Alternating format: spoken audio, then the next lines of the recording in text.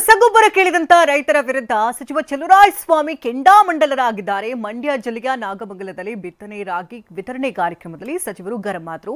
ಸಚಿವ ಚಲುವರಾಯಸ್ವಾಮಿ ಗ್ಯಾರಂಟಿ ಪ್ರಸ್ತಾಪಿಸಿ ಭಾಷಣವನ್ನ ಮಾಡ್ತಾ ಇದ್ರು. ಇದೇ ವೇಳೆ ಮೊದಲು ರಸಗೊಬ್ಬರ ನೀಡುವಂತ ರೈತನೊಬ್ಬ ಕೇಳಿದಾನೆ, ಮಾತು ಕೇಳಲು ಇಷ್ಟ ಇಲ್ಲ ಅಂದ್ರೆ ಹತ್ತಿ ಕೊಡಿ, ಇಲ್ಲಾಂದ್ರೆ ಟವಲ್ ಸುತ್ತಕೊಳ್ಳಿ, ನಾನಿಲ್ಲಿ ಚೌಕಾಸಿ ಮಾಡೋದಕ್ಕೆ ಬಂದಿಲ್ಲ ಅಂತ ಗದರಿದ್ದಾರೆ.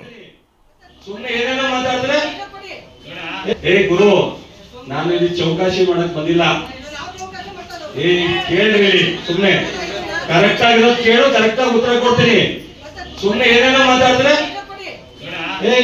ಪಕ್ಕದಲ್ಲಿ ಕೂತ್ಕೋ, ಆಮೇಲೆ ಮಾತಾಡಿವಂತೆ. ಕೆಬಿ ಯಾರು ಆಫೀಸ್ ತಂದವರು?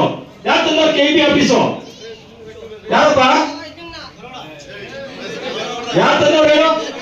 ಈಗ 5 ಗ್ಯಾರಂಟಿ ಯಾರು ಕೊಡೋರು? 5 ಗ್ಯಾರಂಟಿಯ ಇಲ್ಲಿ ಮೊದಲು 2,000 ರೂಪಾಯಿ ಅಕ್ಕಿ ಬರುತ್ತೆ, 10 ಕೆಜಿ ಕರೆಂಟ್ ಫ್ರೀ ಕೊಡ್ತಾರೆ. ಯಾರು ಕೊಟ್ಟಿದ್ದಾರೋ?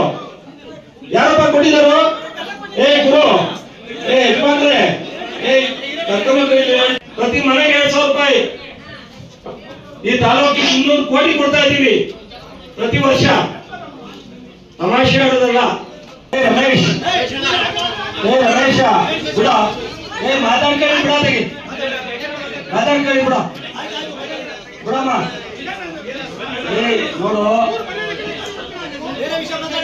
ಗುರು, ಪ್ರಪಂಚದಲ್ಲಿ ಒಳ್ಳೆ